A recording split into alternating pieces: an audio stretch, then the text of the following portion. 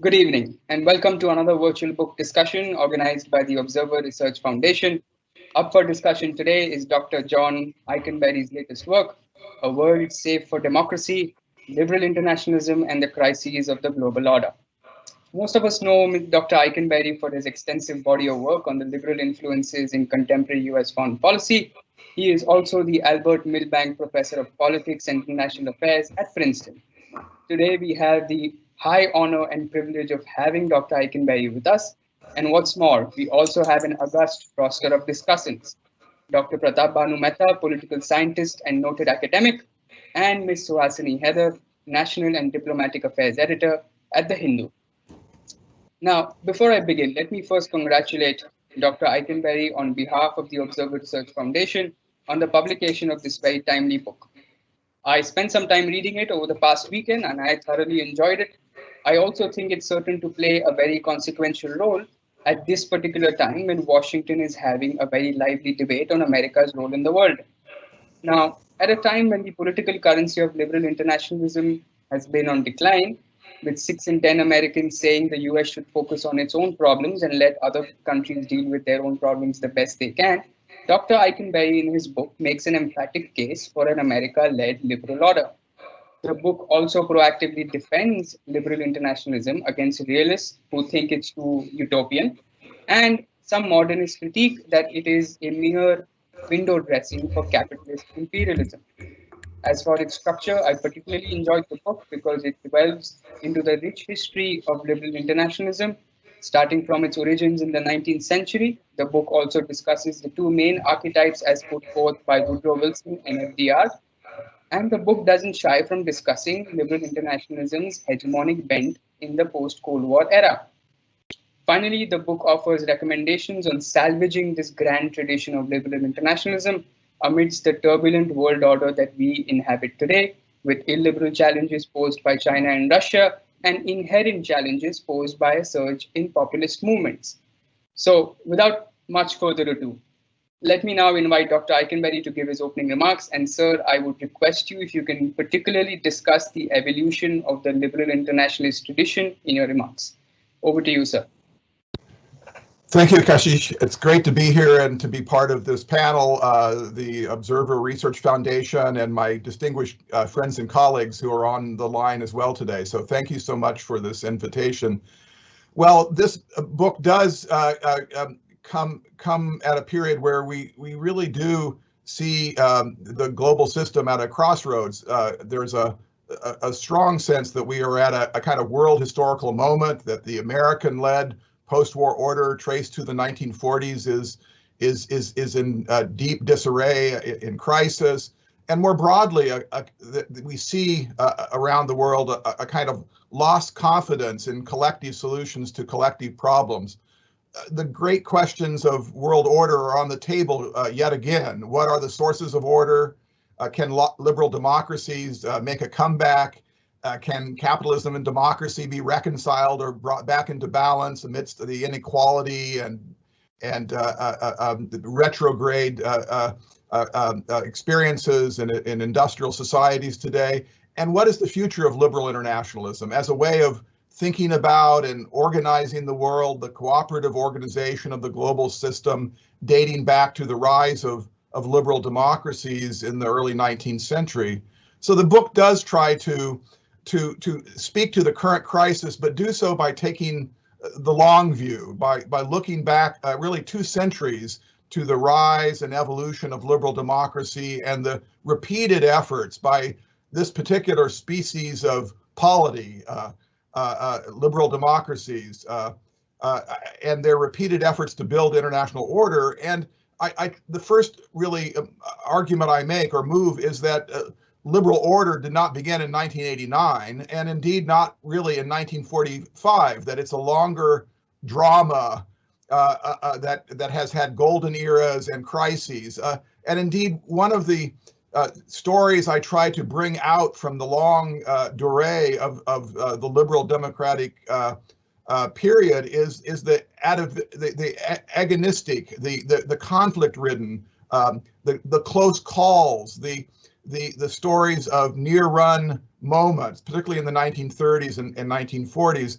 I was very influenced by Ira Katznelson's book, Desolation and Enlightenment, which really talks about liberals, policy liberals, the generation of 1945, who saw in their own generation the experience of totalitarianism, the rise of fascism, total war, all of this preceded by the Great Depression, the Holocaust, and then finally punctuated by the dropping of the atomic bomb. All of this in one generation, and I've been fascinated by how liberals deal with setbacks and crises, how they pick themselves up and rethink their agenda. So the book, just to summarize, it tries to do three things. It tries to trace the long lineage or genealogy of liberal internationalism back to 2 centuries, to in the midst of today's crisis, remind ourselves it has a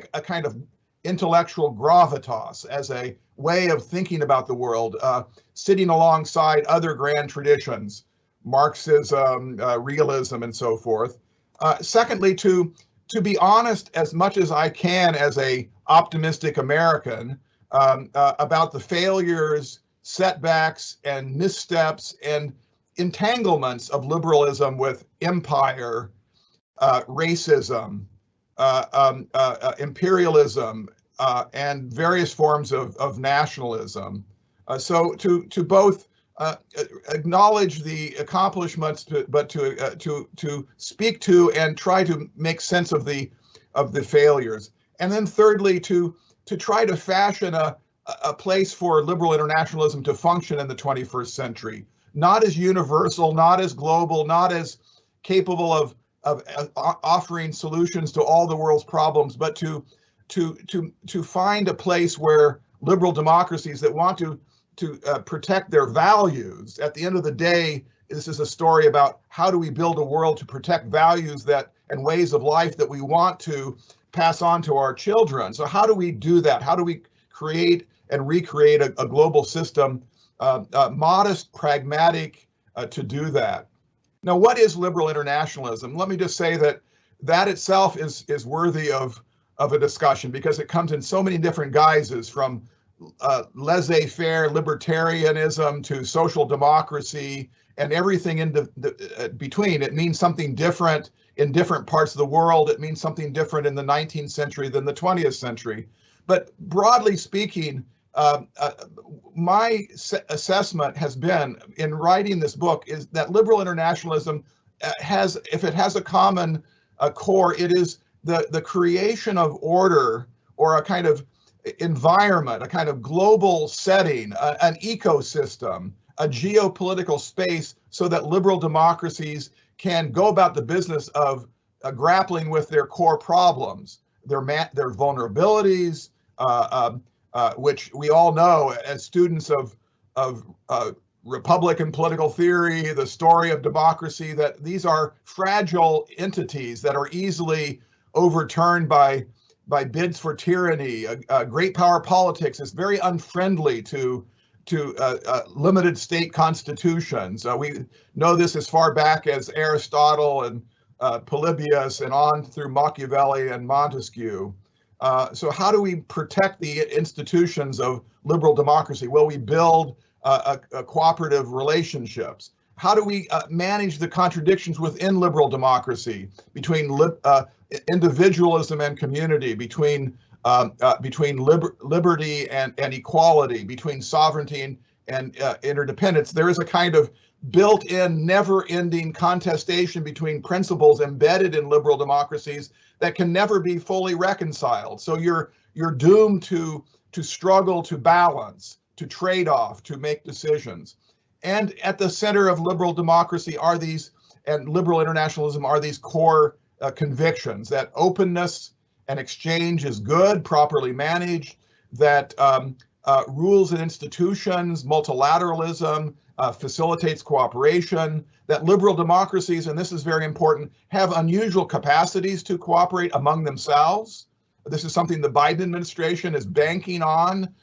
Its grand strategy is tied to this liberal conviction that liberal democracies have more in common than they don't, and they have capacities to bind themselves together. And then finally, in a world of rising economic and security interdependence, modernity writ large, we are in a condition of interdependence that calls out for various kinds of cooperation. That in a world that is growing more, not less, interdependent economically, politically, in security environment, we are better off hanging together. If you were to define in a single sentence the core conviction of liberal internationalism, it would be that under conditions of rising interdependence, the cost of lost autonomy associated with making international commitments is less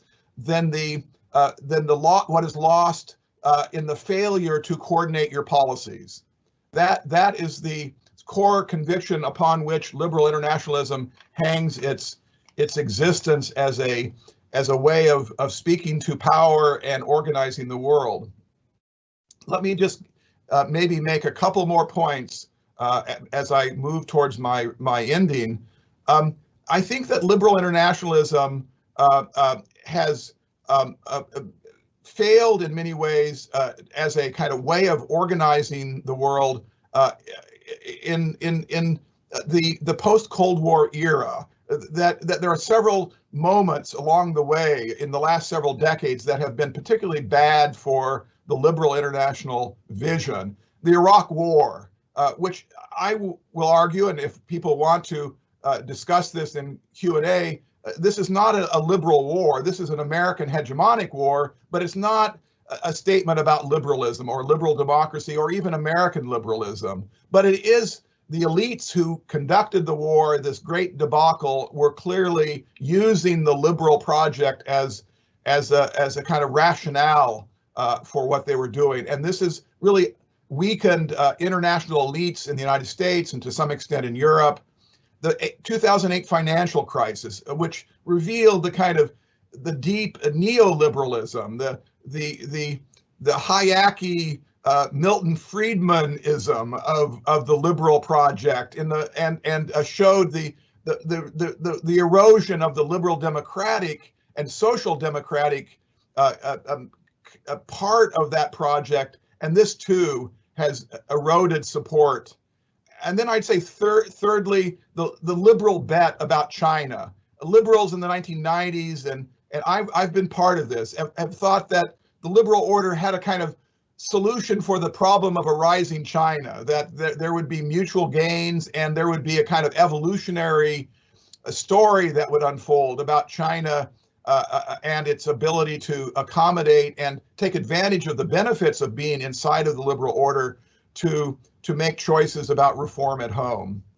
I'll just end by saying one last thing about where we went wrong, because I do want to suggest that there is another cycle for liberal internationalism, that it's not over with. I might have started writing this book thinking this might be an obituary for liberal internationalism. The book has a kind of elegiac tone to it, a kind of sadness to it, a kind of a sense that nostalgia even for better days. But besides what I've just said, what kind of are the deeper dilemmas of liberal internationalism as a way of organizing the world? And here I would say that liberal order was ultimately given its modern shape during the Cold War as simply one of several different orders. The Western or the free world order, the American-led order inside of a bipolar competing system with alternatives, what Habermas has called alternative modernity projects. The Soviets had their own. It was a kind of competing framework for thinking about a modern world order, but it was not the only one, and it was done inside of a kind of camp of states that were tied together by security, by trade agreements.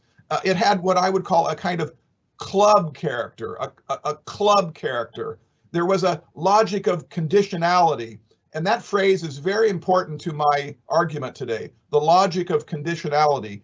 To be inside of that order was to gain certain benefits, institutional benefits, resources, access to other countries, but there were responsibilities. There was burden sharing, there were bargains about reciprocity, of mutual gain, strategic alignments. And somewhere along the line after the Cold War ended, that logic of conditionality, that club-like character that was, I think in retrospect, so important for the maintenance of liberal order broke away, partly because of the success of the liberal order. There was no other game in town. The Russians were enfeebled. The Chinese had yet to begin their double-digit march to greatness. And the liberal order became not a club, but what I have called a shopping center, a public utility where you could go in and you could trade, you could get these benefits.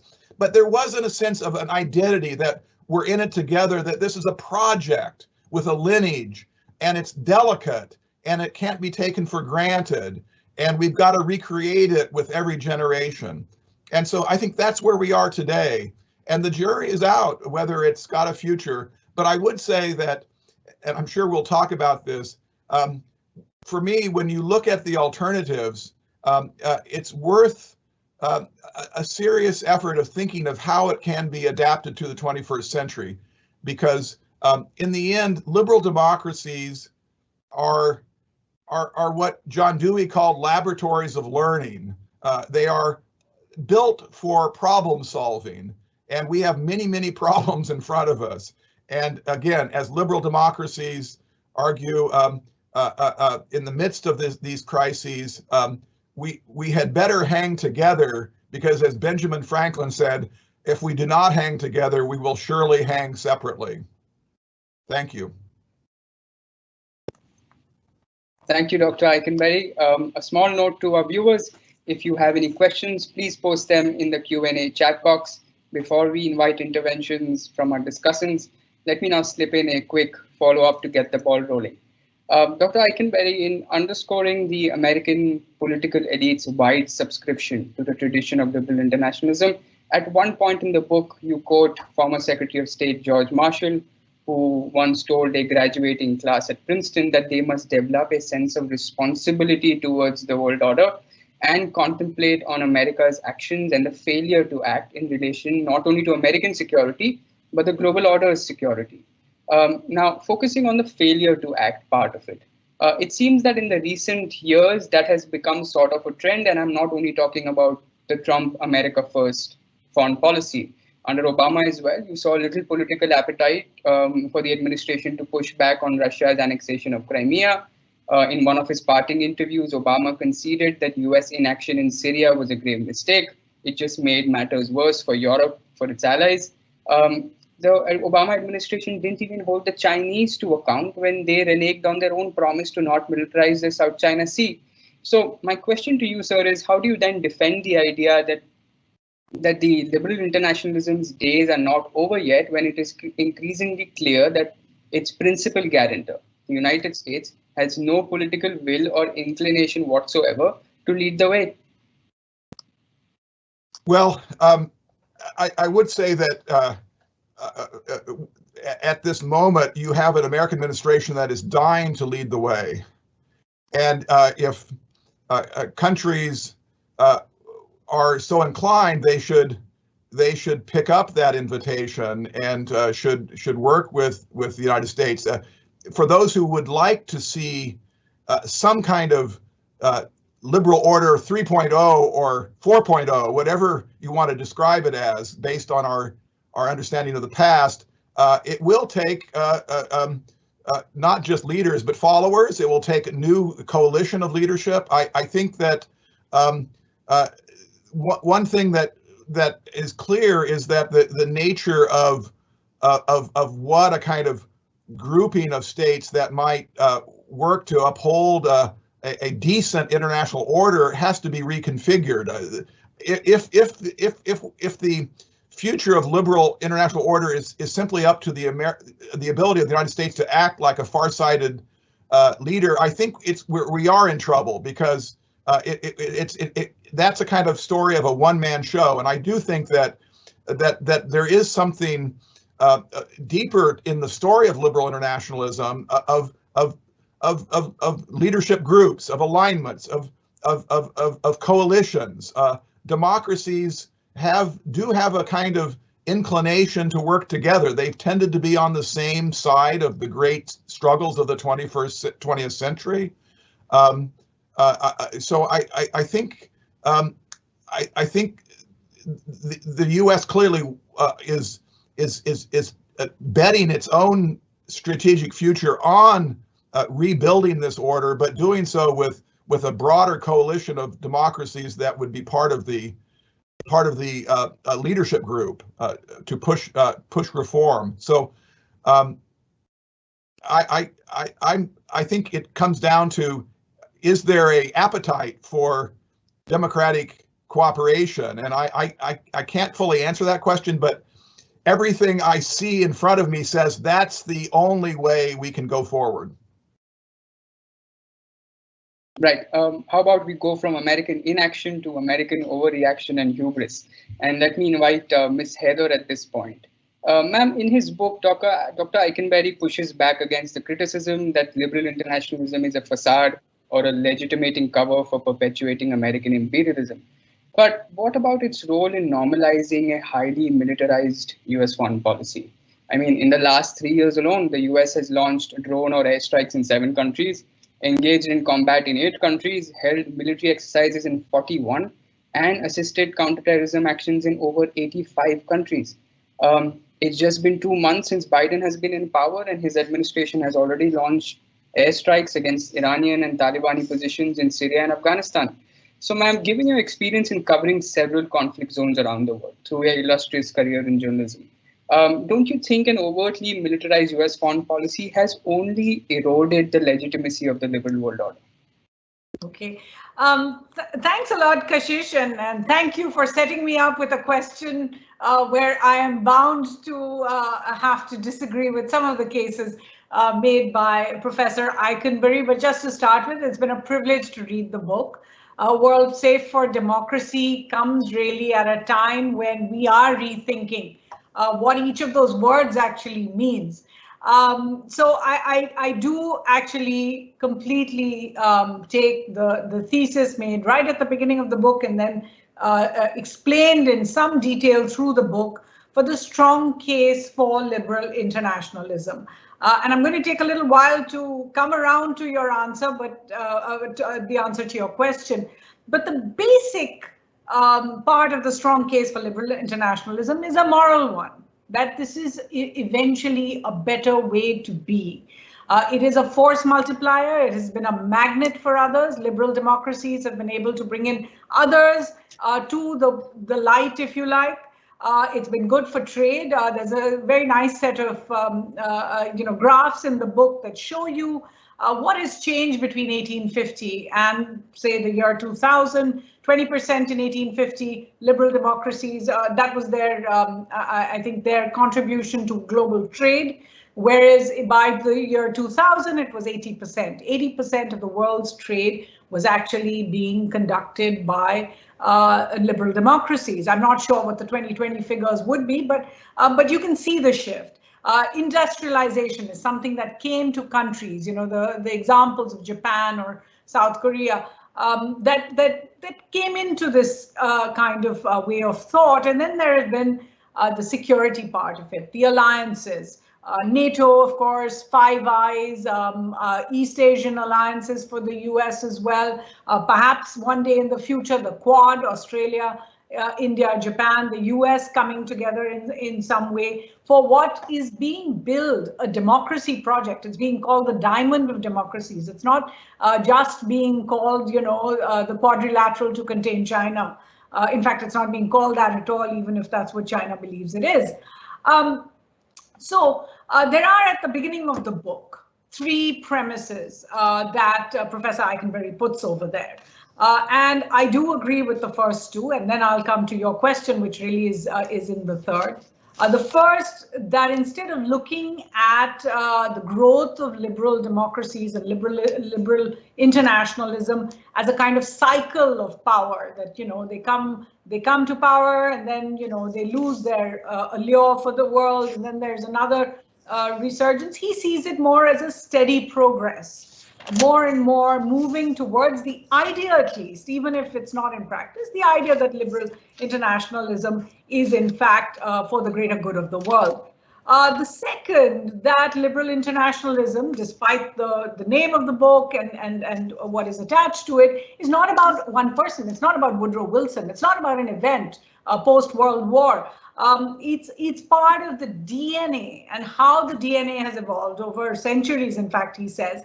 And that's how liberal internationalist democracies have evolved. So there has been a kind of perhaps losing their way and then finding it. He uses the example of the Versailles Treaty versus the way the United States and other countries came together in the Second World War. But it is on that third premise, as I said, that I have some differences, and it speaks to your question, Kashish, which is that he cautions against implicating liberal internationalist democracies with some of what he calls the racist, imperialistic, and militaristic actions of those democracies. In other words, he says that the project has in fact crystallized the opinion against such dark impulses. Now, I'm not really sure that idea has yet come about, that there is an understanding in liberal international democracies that these particular, I mean, obviously nobody's going to want to say I'm an imperialist, or I'm a racist, or I'm a militaristic power. In fact, it was interesting that you referred to the US as a militaristic power. I'm not sure many in the US would agree with that. But recent interventions, and I'm just going by the recent ones, you've reeled off all these figures, which I don't have. There are other papers that have looked at what the US did between, and not just the US was always part of a coalition, except for perhaps one or two places. But look at those recent interventions in Iran, in Libya, in Syria, in Afghanistan. Actually, the case for each of those interventions has been made not just by the United States saying, I need to do this because I'm yielding to dark impulses, but because I'm a liberal internationalist. When Mr. Biden says America is back, he's saying America is back in all its glory, if you like, not just the part of America that was part of the Paris Agreement, or that part of America that was part of the JCPOA, but also that part of America that's taking a real interest. Internationalism and interventionism is in effect tied to each other. In fact, I think, Professor Ikenberry, in your book, you actually do also speak to this opposite point of view, because you make the assessment that every time the liberal democracy order or the Western order has been in conflict, they have sought to make that conflict about an existential crisis for democracy. So with Germany in the First World War, and as you point out, the name of your book, Making the World Safe for Democracy, actually comes from the idea of Woodrow Wilson saying, look, we've got to make the world safe for democracy, and therefore, Germany is a problem. But over the next few decades, that was the impetus used against Russia. It has been used against Iran. It has been used now. It is used against China. Very clearly, China represents that other. In fact, American interventions, and again, I'm saying American interventions, but I'm aware that America has always been part of a coalition of these liberal democracies mostly. They're premised firstly on values. Secondly, on the idea that there is an existential crisis. I know that nobody likes to use that term anymore, the clash of civilizations, but yes, many times these particular conflicts have been played as a clash of a culture that we cannot actually see eye to eye today even with China, because we are so different. And we tried to make China liberal. We brought it into the World Trade Organization, but it has still stuck to its old instincts, which are essentially illiberal. So my case is, honestly, is just to say that I don't think it is possible to separate the two. I do think it is necessary, therefore, to accept that this part of liberal democracy and liberal internationalism is, in fact, inextricably linked with the idea of making things right in other places. I just want to take an extra minute to make the point also that each of these words, as I said, is a value judgment. Liberal is a value judgment. In fact, in India, it's not necessarily a positive value for a lot, including within our own establishment, where liberals are often called fibrils. There are ruder words used for people who are liberals by people in government. So that's one part of it. Internationalist, when it comes to things like trade, when it comes to things like looking at making America great again versus making India, again, is not necessarily an accepted value across, but it's the third one that I think we are now beginning to wonder about. And that is the word democracy itself. We have realized that democracy in the past decade, particularly, I think just looking, and you've looked at US, you've looked at UK. I remember Professor Mehta sharing a book with me called What is Populism, that looked at, which is also by a Princeton professor, which looked at 17 different democracies around the world and said, in each of these, the word democracy tends to only mean winning an election. What happens after that to things like trade, to things like human rights, to things like immigration, the rule of law and democratic solidarity? And again, I've taken those 5 parameters from the book itself.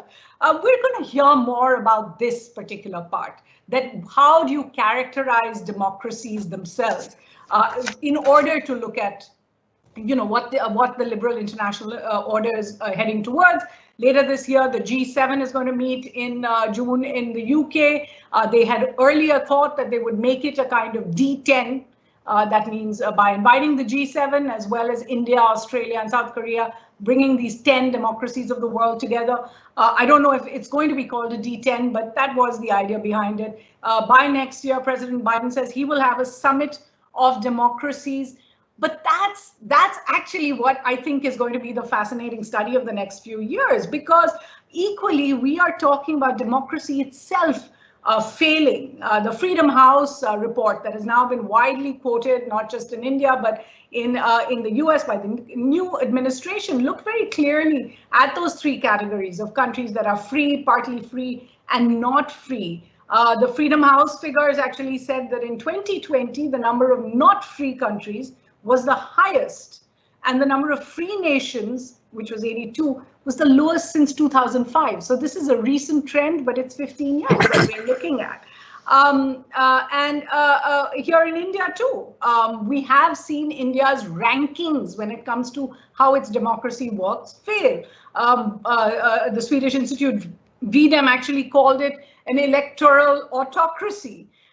So the question, I think, for the future, and obviously China is a big challenge, it's a threat, we're all looking at China's actions and what they're going to mean for our future.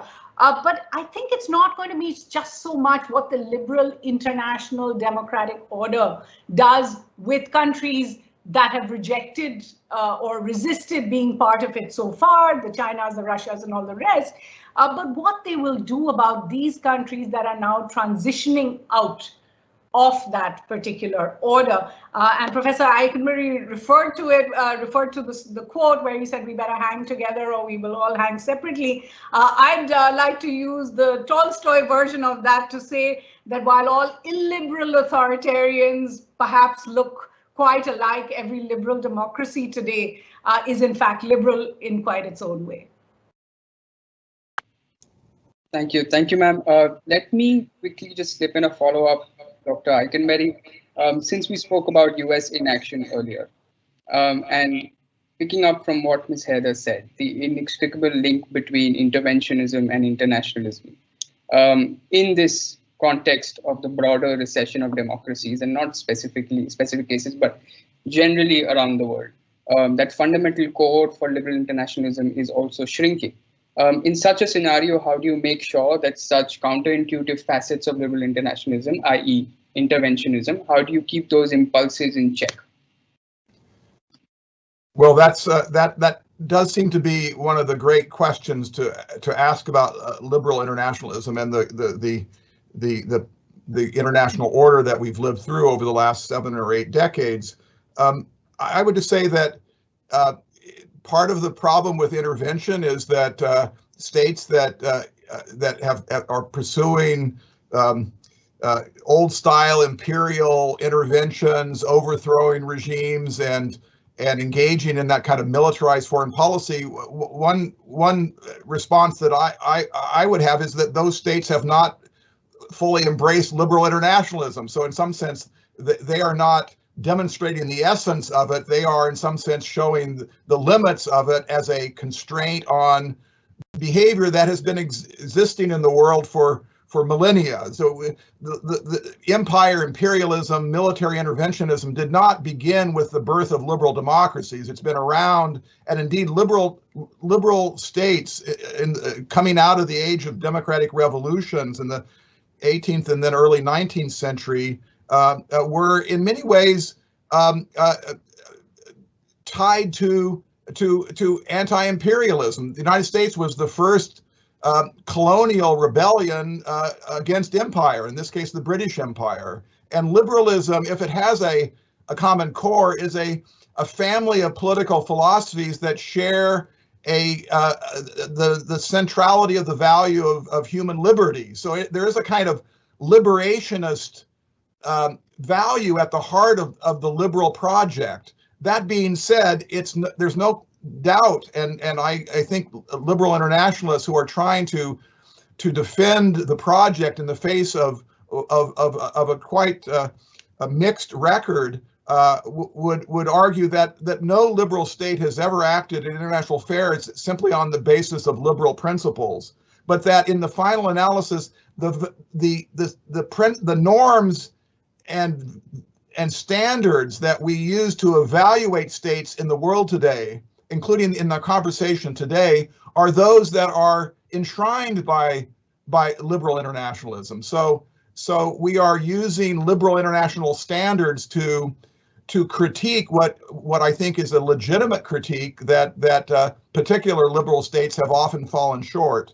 And so I think when we come to particular interventions, liberal internationalists were, for example, vocal critics of the Iraq War, which is the single most important searing case of military intervention that has forced liberal internationalists to rethink their project. But the liberals were in many ways the most vocal critics to it, and liberal democracies, in particular European democracies, were deeply resistant to the Bush administration's Iraq War. So it was liberal democracies that were providing the most powerful critique of a fellow liberal democracy going off on a war. It was not the autocratic states in the world that were raising their hands and critiquing the Bush administration. It was fellow democracies. And so I think when we use particular patterns of behavior in the real world, we have to be very careful in what conclusions we can draw about underlying principles, about patterns that speak to the basic intrinsic essence of a particular tradition or project. And it's a pretty complicated story, and liberal internationalism has arguably been as important in providing a framework for the mobilization of resistance to militarism and empire as providing a kind of cheerleading section for states that want to go off on those kind of crusades. I take your point completely on the fact that liberal internationalism also allowed American allies to raise their apprehensions when it came to Iraq, notwithstanding that when France did so, there was a dip in transatlantic ties as well. But if you see that largely as a momentary thing, in the US itself, right? I agree with you on most parts that okay, it was largely neoconservatives and not the liberal internationalists that clamored for war in terms of Iraq. But there was also a substantial section of liberal internationalists who saw meaning or saw virtue in doing and going into Iraq, in the sense that let's go and create a fulcrum of democracy in the middle of the Middle East, and we'll cultivate Iraq as a democracy, and then we'll see region-wide peace so that the US can pull back to sort of say emulate the entire experience of Japan and Germany and how America cultivated democracy there. There was a certain section of liberal internationalists who latched on as well, right? How do you then? Okay, I'll just say one thing. The architects of the Iraq War were fundamentally what we call realists. They were on that side of the great tree of international relations theories. Rumsfeld and Cheney, the vice president and the secretaries of defense, were many things, but liberal internationalists would not be one thing you would use to describe them. Surely. And there were liberals who were sympathetic to what they saw as the problem of Saddam Hussein getting nuclear weapons, and that is absolutely true.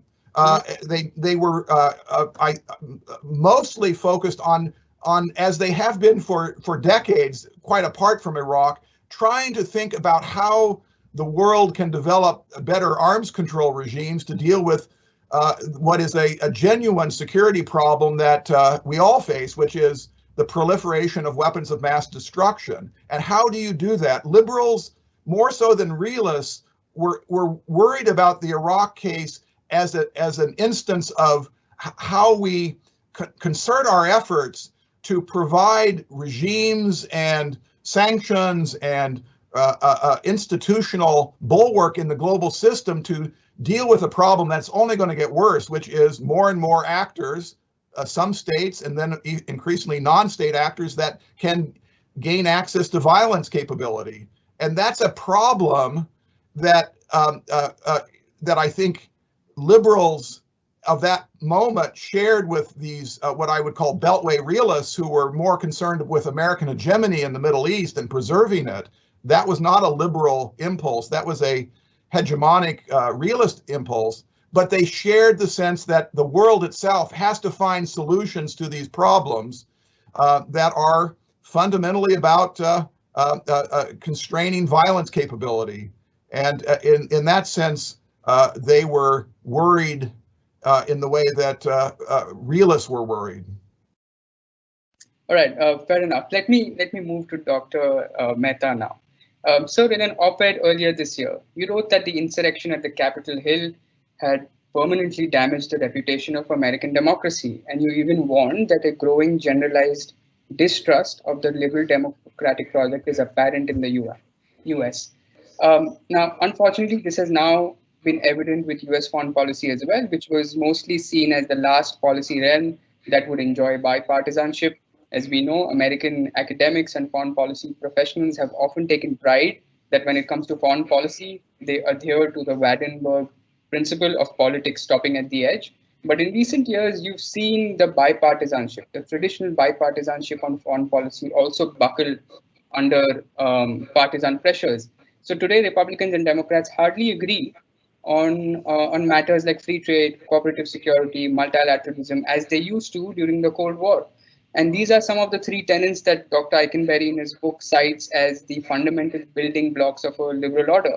So my question to you, sir, is how do you then imagine a renewed liberal internationalism when there is no bipartisan consensus amongst Republicans and Democrats back in the US? Thank you very much. And it was Kashish, and it was absolutely wonderful reading this book. And even when I have to think about questions of this book, it's like asking questions about sort of my own convictions, because I think the persuasive case for a liberal internationalist order, as I think made just wonderfully. I mean, I can't even imagine why it would be that we would need to argue for democracy, multilateralism, more creative interdependence, consensus-based global politics. I think the second big contribution I think the book made for me, I think personally, I think, and I think if we just keep that analytical point in mind, I think some of the discussion becomes easier, is I think it's one of the first books on liberal internationalism that is quite emphatically willing to say, don't equate liberal internationalism with American foreign policy. That these are not analytically the same things. Now, we can argue, sort of how much did liberal internationalism justify it or not, but at least analytically, they're not identical things. And in that sense, actually, liberal internationalism is not even an explanatory theory of large parts of, in a sense, American foreign policy. And I think it is important to keep that in mind. Also, if you're looking ahead on how to kind of strengthen liberal internationalism, because, one of the things, so I was trying to make a list, I forget the page number, there's a wonderful chart of all the initiatives that liberal internationalism yielded after post-1945, right? Setting up of international institution, Universal Declaration of Human Rights, trade pacts, arms controls treaties. And if you go down that list, I think one of the remarkable things about that list is if you take each item on that list, you could argue that there were multiple sources that could either oppose or justify that same outcome. So there are, as it were, non-liberal internationalist forms of global cooperation. On the other hand, even if you take something like the Universal Declaration of Human Rights, I think it's an interesting question. The very fact that it is signed in the UN Charter in 1945, it is a triumph of liberal values insofar as you think that that document is an important milestone in the evolution of liberalism. But again, here's the remarkable thing, right? Every country in the world signed on to it. And, including China, including sort of, Russia, including, of course, all the kind of the newly decolonized powers.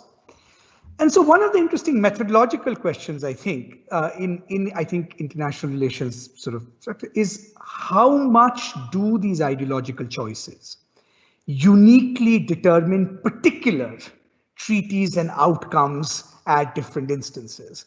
And that's why I think some of this debate, I think Professor Eikenberry is right. There were some realists who opposed Iraq. There's some realists who favored it, as is true of some liberal internationalists. And I think one of the values of this book is that I think it prizes open these different connections, that there is certainly a underlying coherent normative vision of liberal internationalism, but how it translates into judgments on the desirability of specific treaties, specific wars, specific actions, there's a lot of sort of political judgment that fills up that space. And often liberals have been terrible at that political judgment in some ways. So I think that's a great analytical contribution to the book that, I think we can at least talk about liberal internationalism without everybody assuming it's American foreign policy. Yeah. My, question, I have a couple of questions on the book in some ways, and more in the spirit of how could one deepen the case for liberal internationalism? And I think one point to, think about is the way in which we write the history of liberal internationalism. Professor Eikenberry has done a remarkably brilliant job of sort of broadening the historical scope of liberal internationalism, how deep its history is, how punctuated it is by successes and reversals. But my worry about that history is that it's still not geographically wide enough in scope. And what do I mean by that? So there's one, I'm simplifying a little bit just in the interest of time. It's not entirely fair to Professor Eikenberry's book, but I think it is a tendency there. That one way of thinking about liberal internationalism is liberalism is a bunch of ideas that arise in kind of the Western political order. They then sort of percolate through the world, either through osmosis or through, in a sense, empire. Then there's a kind of benign version of establishing those ideas in the world order through American dominance, if not American empire, right? That's broadly kind of the story. And Professor Eikenberry makes the case that in some senses, all said and done with all its warts and all, that liberal order is probably still the best candidate around, at least compared to its rivals. Better than the Soviet order, better than the Chinese order. What if we wrote the history of liberal internationalism slightly differently by bringing the rest of the world in and say that, look, liberal ideas sort of took birth, some of them took birth in the West, but they're not uniquely of the West, first of all. And the West has not uniquely honored them either. And if you look at the critical moments in the evolution of liberal internationalism, those have been moments which are moments where, in a sense, ideas from elsewhere have come into a creative negotiation, right, with, in a sense, this Western project. So two key moments, for example, in Professor Eikenberry's book, right, the Wilsonian moment. The fact of the matter is, Wilson, as much as he was for self-determination, multilateralism, was also creating a kind of hierarchical, racialized global order, right? I mean, it was very much part of it. And the pushback of it pushback against it comes from the rest of the world in imagining very many different kind of alternative futures that look for a more just, negotiated, less arbitrary and less unequal world order. Anti-colonial movements, for example, in India and Africa. I think Adam Getachews' book on, different ways of world making. 1945, UN Declaration of Human Rights. I mean, the fact of the matter is the big voices in the moving of the UN Declaration of Human Rights, particularly on issues like apartheid, actually did not come from the West. I mean, the US was part of it, but certainly not Britain, France, and America. It in a sense came from even representatives of, for example, Indian, source representatives, even though India was not quite a sovereign nation then. So one question is, would we be better off, both historically and just as a way of kind of, I think, presenting the story of liberal internationalism, not as a story of it's a Western idea that gets diffused and, sometimes the West does horrible things in the process of diffusing it, but that it is actually an idea that is co-produced in different locations at different times. Now, obviously, given American influence, hegemony, it is going to be a central actor in the story in some ways, right? But the ownership of this idea, I mean, if you look at Raja Ram Mohan Roy's internationalist ideas in the middle of the 19th century, self-determination, multilateralism, trade, this was not free trade imperialism compared to what, let's say, the Europeans are talking about. So one is there a time, has the time come to do a kind of global history of liberal internationalism? And I think such a history would underscore to me what's another theoretical contribution of the book, which is the last chapter, where Professor Eikenberry wants to say that, look, liberalism should not be seen as a specific sort of set of doctrines that come from Europe. It is really an approach to solving the problems of modernity, right? That by and large, under conditions of modernity, liberal societies allow for a more peaceful, prosperous, less violent existence. Right? But if you want to redeem that claim, then one has to show how the move towards a liberal order is actually embedded in the specific problems that arise across the world. India is not liberal because, in a sense, or did not find liberalism, liberal international attractive, simply because it was an idea that arose in the West. There was some dialectic, as it were, in its own understanding of its predicament, right? That in the 1950s, it's looking like a model of internationalism, actually, for the most part. I mean, in some ways. So one is a plea to, I think, do these histories different. I mean, I think 30, 40 years after kind of the production of Orientalism, the idea that the rest of the world did not contribute to the production of this order, actually, to be honest, I think even politically actually makes it less persuasive. People kind of rebel against it because in part it is seen as a Western idea, not something that is an organic outgrowth of our processes. The second, I think, point I'll make, I mean, there's sort of lots to talk about, is again the last part of the book and thinking about liberal internationalism going ahead. So Professor Eikenberry is quite right in pointing out that you cannot understand the history of liberal internationalism without looking at the relationship between liberal internationalism and the nature of liberal democracy internally. That there has to be, in a sense, a coalition, right, of political and social forces within particular democracies that actually sustains and nurtures the idea of liberal internationalism. So there has to be an appetite for trade. There has to be a sense that the gains of trade are evenly spread domestically. Otherwise, the coalitions begin to unravel, as we saw in the aftermath of the 2008-2009 crisis. And I think that's exactly right. I mean, that's wonderfully done. But if that diagnosis is correct, then I think liberal internationalism is going to have a very rough time in the next 10 to 12 years. One, for the reasons Suhasini Haidar mentioned, which is, what about internal corrosion of democracy itself? It's no longer about making the world safe for democracy. There's also sort of making democracy safe for the world. I think kind of dialectic. But I think more deeply, I think on the economic side, the one ideology from the 19th century onwards that has, in a sense, been the bete noir of liberal internationalism, actually of any other ideology, has been nationalism, right? Every liberal society's inward illiberal turn somewhere traces itself to an ideology of nationalism, right? And liberals have relied on nationalism in part because liberalism has not had a theory of membership, which is why immigration, which ideally should be a fulcrum of a liberal international order, not just the movement of goods and capital, but also the movement of peoples, has been such a tricky issue for liberal internationalism, right? If you look at the turn, as it were, to nationalism in the United States, in Europe, at least this is one part of it, right? Failure to solve the membership question, as it were, who gets to be included and who gets to be sort of excluded in that. The second, I think, feature is that liberal internationalism, I mean, Professor Eikenberry is right that one of its weaknesses was that the domestic coalition that sustained it was rooted in neoliberalism, right? Much more than social democratic liberalism or right?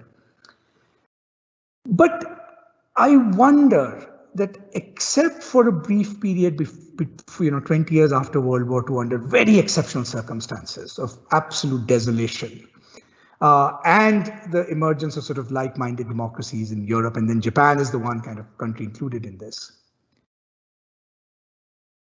Internationalism oriented towards openness has almost always been neoliberal. Partly it's been driven more by finance than by trade. And one of the puzzles about, sort of the kind of interdependence stories, how much of it was driven by finance more than trade. But given that there is now a recognition, and this is a question for the Quad, as it were, that pretty much every country that we are talking about is doing some version of an economic nationalism. Industrial policy is back with a vengeance. Biden may give up the America First slogan, but the fact is he's probably going to do a more intelligent version of it. India is going to do a version of Atmanirbhar Bharat. And frankly, the failure of cooperation during the pandemic, international cooperation during the pandemic, is, I think, going to only kind of exacerbate these tendencies. So I guess the question is, which is both on the economic front and on the cultural front, there is such a deep inward turn towards nationalism that it's hard to see that kind of nationalism producing a congruence of democratic values. India's and the United States visions of development models are going to be in conflict. I think that's going to be the single biggest sticking point in this relationship, for example, notwithstanding our common interest against China, notwithstanding because, and how do we, in a sense, take on board this challenge? Because to my mind, I think this is going to be the fundamental driver going ahead of a new negotiated liberal order. Professor Eikenberry, I think two very important points Professor Mehta's comments. Number one, how do you square the circle on rising economic nationalism and your advocacy for a new idea or a new consensus for liberal internationalism? How do you see that? That's one. And number two, the need to decry Western ownership and particularly American ownership of liberal internationalism when there is ample evidence that liberal internationalism is also, in a sense, international in terms of alternate theories, particularly in the non-Western world. And it's funny that Dr. Mehta speaks about this today, because just this morning I was reading Robert Kagan and his latest piece for Foreign Affairs, in which he says that America needs to assume the mantle of a superpower, whether it likes it or not. And certainly I understand Robert Kagan is someone who is a vociferous advocate for American exceptionalism. So he sees America to be in that indispensable role. So if I may put a question to you in the sense that between Dr. Mehta and Robert Kagan, where does Professor Eikenberry lie in your advocacy of liberal internationalism? Thank you. And Dr. Mehta, thank you so much for your great remarks, which I have, I can't do justice to them in my response, but on your first point about the global nature of the liberal international phenomenon, I take that to heart, and I hope there's another book in me, and maybe that next book in me will be a kind of global history of liberal internationalism. I hint at it in this more limited book. I put a lot of effort into tracing the liberal international project on the American side to actually relations with Latin America. And the kind of prototype of thinking about Pan-American relations, multilateralism in the Wilson period and after, and the kind of non-Atlantic, shall we say, non-U.S. European precursors to many of the ideas that then were brought into the Atlantic world, particularly after World War II. And the other area where I at least provide a door open to a more global understanding of liberal internationalism is in my work on empire. That in many ways, what I'm trying to argue is that liberal internationalists have often, in moments of great struggle with alternative ideological and great power challengers in the world, have kind of inflated their view about what they propose to do in the world, whether it's Wilson's make the world safe for democracy and create a system of collective security, or FDR's four freedoms, which is a very powerful statement of a new kind of world based on rights that are universal. And of course, to some extent, that was wartime propaganda. That was the United States trying to, leaders speak to its own people that if you come with us on this struggle and we win, we will build a better world for you and your family. And so too for the other constituencies around the world that we are hoping will be on our side and not on the other side. And my argument about that is that when the war was over, and the soaring rhetoric was done, you had a kind of set of values and institutions out there in the world that various people around the world could seize upon in their own efforts and adapt for their own post-colonial, self-determined liberation movements, not least India. And of course, India in its own right was, to my astonishment, was actually more involved early on than I think is normally understood. As with Indian prince at Versailles playing a semi-independent role, and then again, of course, after World War II, and the struggles between the United States and Great Britain, between FDR and Churchill after during World War II, and Roosevelt's urging of Churchill that Indian independence was actually important for the war effort after the collapse of Singapore. FDR was making the case that the Filipinos are fighting more strongly against the Japanese because they have been given a path to independence. The Indians have not been given that path.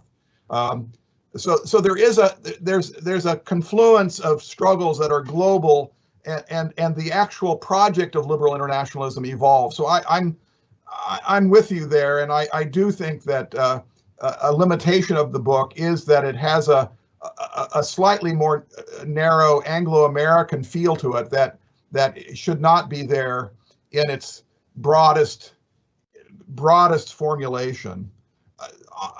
On your second point, which is equally profound, I share a sense that the global political order is going against and further away from the liberal international vision.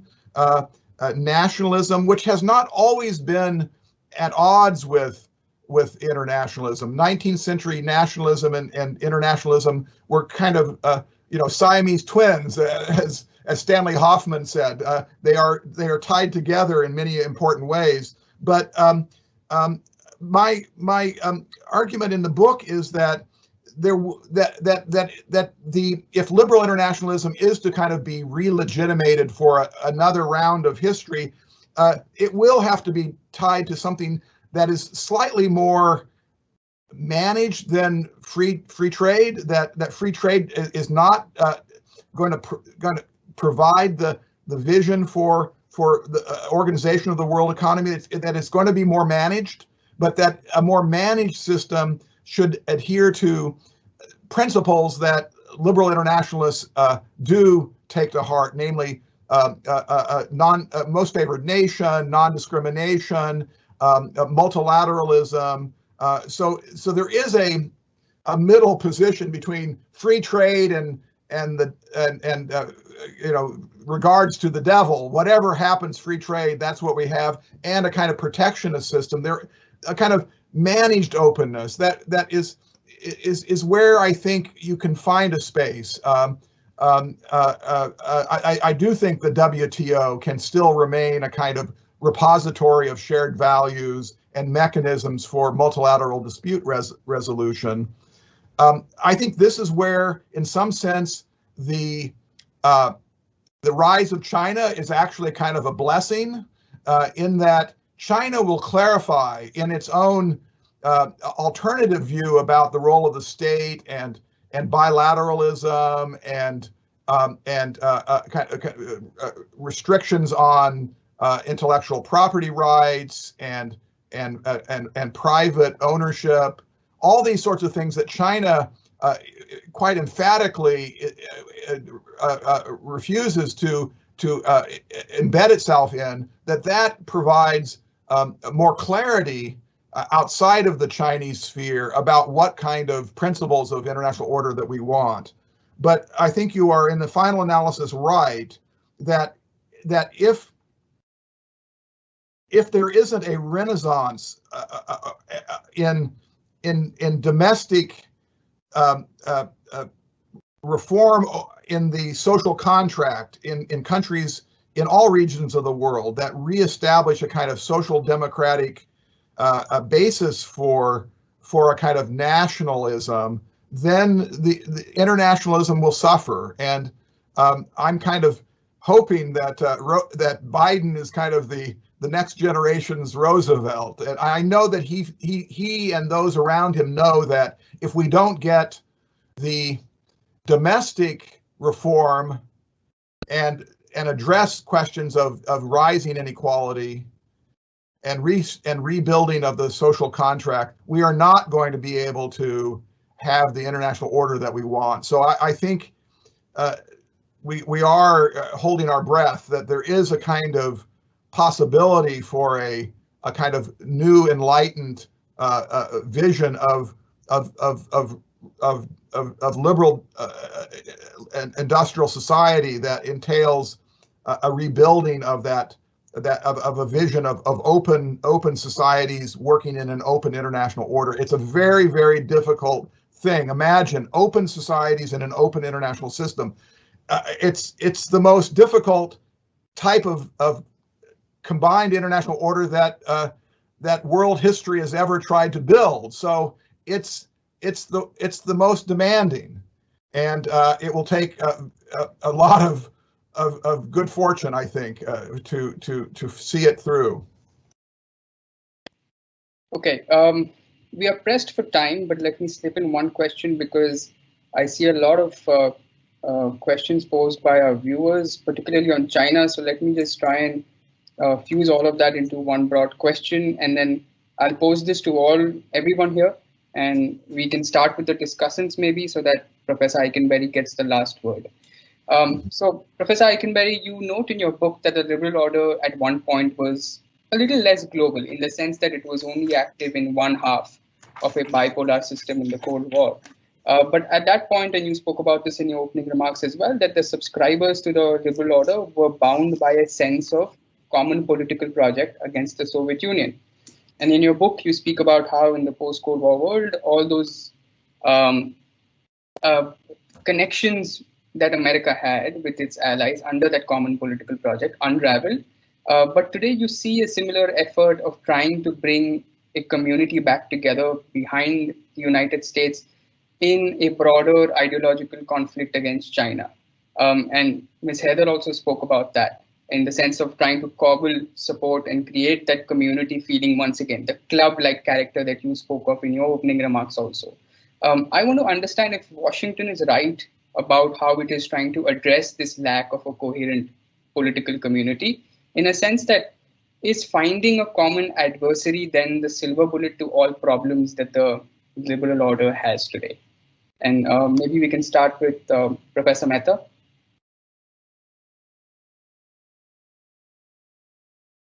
You're on mute, sir. No, I was going to say, the China question almost puts a stop to all free-flowing conversation, because it's a very difficult challenge to think about. I think two things about it. I mean, I'm not sure I have any clear answers. One, I still think, when you think of, let's say, the Quad in relation to China, I don't think it'd be advisable to use the kinds of analogies that we did of a group of democracies against the Soviet Union. One, I think for geographical reasons. I mean, let's put it this way. I think India will have to play a slightly fine game, simply because the costs of proximity and the proximate costs that China can impose are of a very different nature, I think, at least in the immediate and near future. And frankly, it's not clear that Quad can sort of solve that, right? I think that's one. It can help, but fundamentally, I think it won't sort of I think address our security concerns in the way we want. I think the second issue I think with China is that I take it to be the case. I mean, I'm not a sinologist, but I take it to be the case that in part, the dynamics of a assertive Chinese foreign policy is being driven by the dynamics of regime transformation within China. That in some senses, internal domestic control and more autocracy will almost necessarily, in this case, go with a more assertive foreign policy, in part because it needs this kind of ideological sort of, some sense of legitimation, right? And the really tricky question is in some senses, which is how does one play the international game in a way that A, is both an effective deterrent to, let's say, misadventures that could spiral out of control. I mean, whether South China Sea or Taiwan, I mean, that's a security question. But also does not unwittingly, in some senses, consolidate within China the very kind of autocracy and nationalism that is in a sense driving away. I mean, here's the vicious circle. Yes, it's true that liberal internationalism did not succeed in politically liberalizing China, but equally it is true that what happens in the international order can actually contribute to sustaining the legitimacy of the autocratization of China. And I think that's going to be, a tricky political question, because I think a lot of people are concluding from the failure of the first question that the second isn't a question at all now. Right. Okay, Ms. Heather, Professor Mehta has taken the contrarian position. Where do you stand? To be honest, I think at some point we are going to have to accept that being part of the liberal order is going to be an acceptance that just being part of the liberal order means that others may not be part of it and may never join it. And what we need to work with is essentially to build a more prosperous, peaceful world order that allows each nation state to grow to its potential without necessarily, stymieing the growth of the other. I know that sounds extremely idealistic, but if I were to look in the last, say, decade, what has been the story of the past decade? It has been literally the rise of China, the retrenchment of the United States. And by that, I don't mean the decline. I never use the word decline for the US because I agree with Mr. Blinken, not a good idea to ever take a bet against America. And the third part to this global trend has been the rise of populism. Of the idea that essentially, countries have to speak to a mob or a mass more than they do need to necessarily answer the global calling, if you like. So if you were to say that these are the three things that have charted our course, I do understand that that a liberal democratic world order is not part of any of these three, right? So what I'm essentially saying is, why assume that it's only the Chinas and the Russias that have not joined the liberal order? I think we're all works in progress when it comes to that. And I do think it is necessary somewhere there to find more areas of, more areas of cooperation, if you like. And less areas where we essentially pit not only actions of various nation states against each other. Actions is obviously, those are they are going to be seen through various prisms of right and wrong. But to stop pitting the actual identities in the same way that we have been. And I do think that going forward, we are going to see the liberal world order questioned quite a lot. I mean, I can ask other questions. I can ask questions about if the perfect point in this liberal order was essentially the creation of the United Nations, universal declarations, and all the rest of that. Let's remember that further back, the League of Democracies, they came at a time when the UK was just about getting used to giving women the vote, that America was still a segregationist country. We look at essentially a United Nations today that is made up of countries that are deemed to have won a war that happened 75 years ago. Why do we still have the UN Security Council essentially made up of 5 countries that don't necessarily represent the whole world? All of South America is not a part of it. None of Africa is a part of it, if you're looking at the permanent members. India certainly has a grievance for not being a part of it, despite being, the world's second largest population, third largest economy in the world. So I'm just saying that I'm not sure that, the world that has been described in Professor Eikenberry's book is a world worth having. It's a world to aspire to. I am not sure of the case that this has in fact been the world that we have experienced thus far.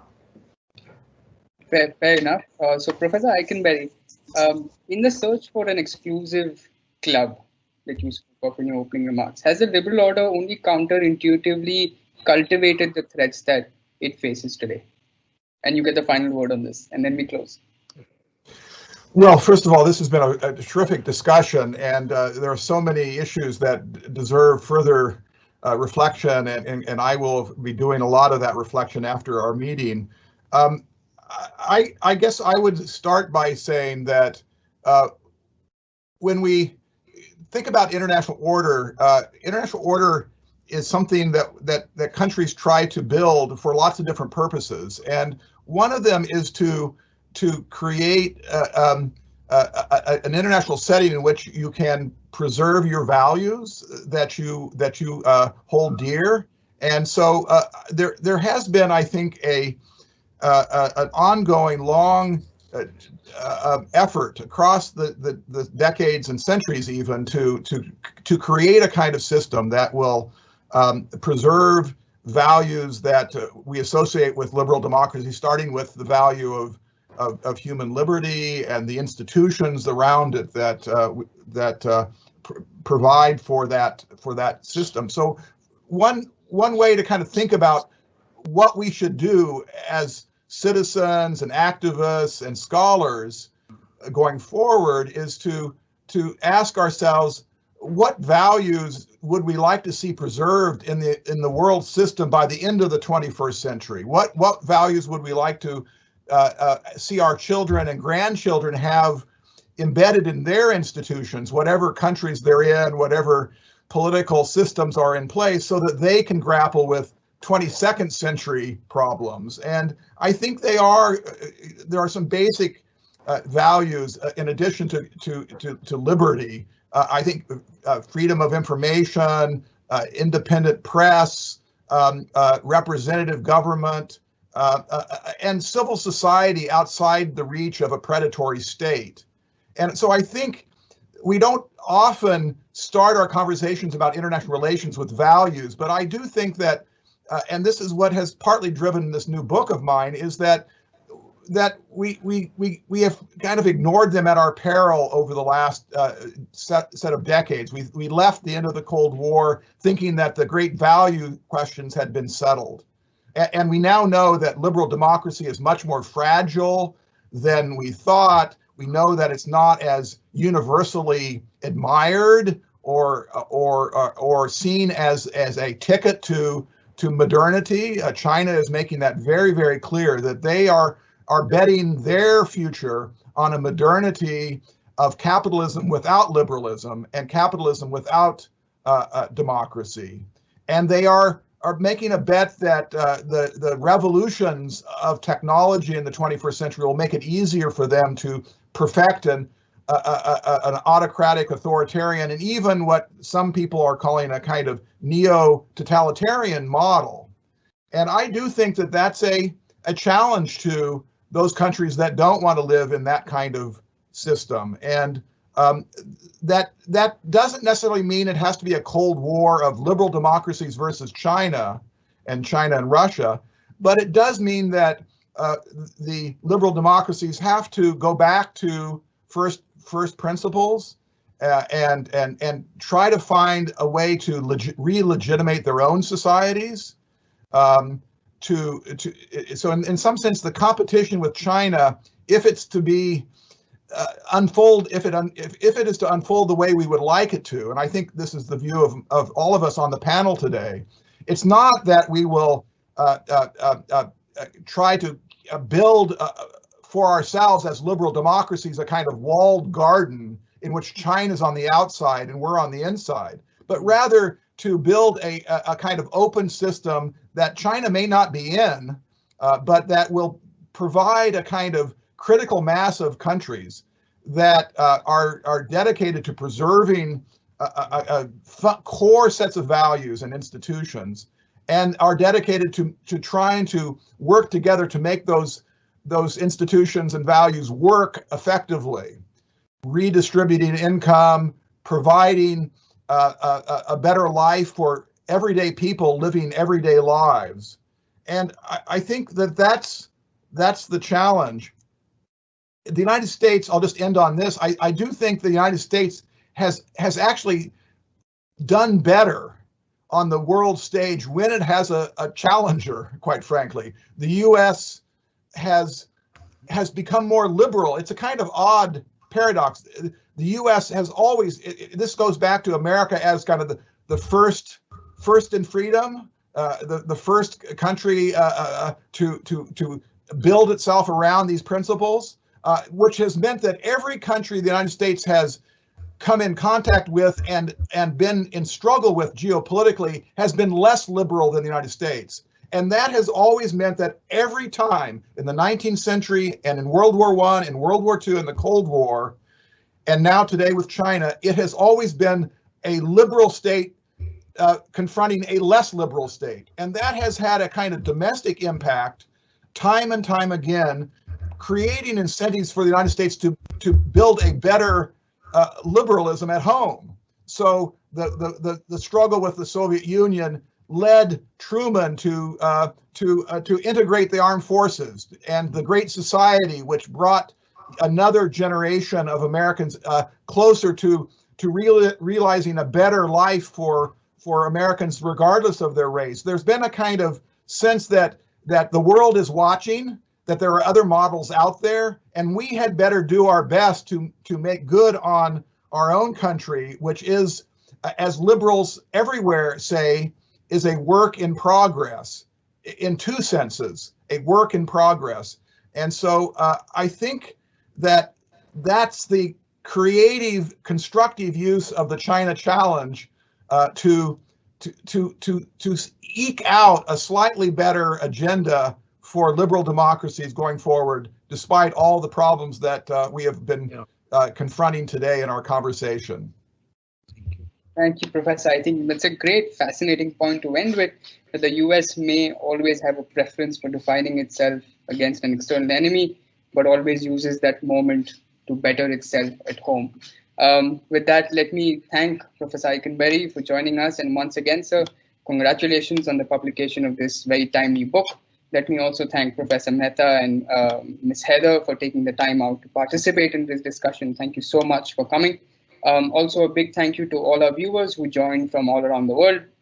We will return with another engaging book discussion soon. Until then, take care and stay safe.